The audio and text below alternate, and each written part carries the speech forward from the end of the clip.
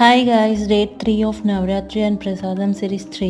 ఈరోజు ప్రసాదం సిరీస్లో ప్రసాదం కోకోనట్ రైస్ చాలాసార్లు చేశాను, కానీ ఈ స్టైల్లో చేయడం ఇదే first time. So let's start. First అయితే కోకోనట్ని పీసెస్గా కట్ చేసి కొద్దిగా వాటర్ వేసుకొని పేస్ట్లా చేసుకోవాలి.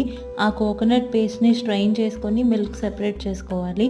తర్వాత ఒక బౌల్లో 1 గ్లాస్ రైస్ వేసుకొని 2.5 గ్లాస్ కోకోనట్ మిల్క్ వేసుకొని రైస్ కుక్ చేసుకోవాలి. తర్వాత కడాయిలో ఆయిల్ వేసి నేను డిస్ప్లే చేసిన ఇంగ్రీడియంట్స్ అన్నీ వేసి ఫ్రై చేసుకోవాలి. అవి ఫ్రై అయిన తర్వాత కొబ్బరి తురుముని వేసుకొని లో ఫ్లేమ్లో 5 మినిట్స్ వరకు ఫ్రై చేయాలి. తర్వాత బాయిల్ చేసుకున్న రైస్ అండ్ సాల్ట్ వేసి బాగా కలుపుకొని లో ఫ్లేమ్లో 5 to 4 మినిట్స్ వరకు ఫ్రై చేసుకుంటే అయిపోయినట్టే. ఈ కోకోనట్ రైస్ చేయడానికి పెద్దగా టైం కూడా పట్టదు, టేస్ట్ కూడా డిఫరెంట్గా చాలా బాగుంది. సో తప్పకుండా ట్రై చేసేయండి.